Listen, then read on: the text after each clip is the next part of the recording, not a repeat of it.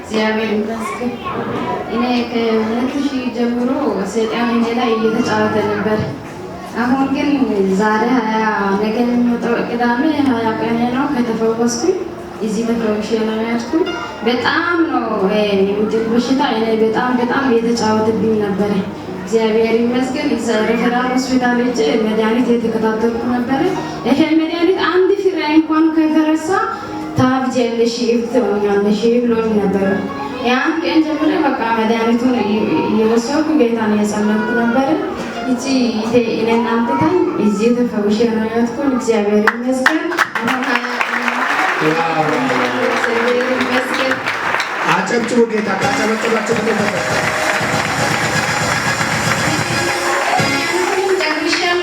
እግዚአብሔር ፈውሶኛል። አምናለሁ። እግዚአብሔር ስሙ ይባረክ።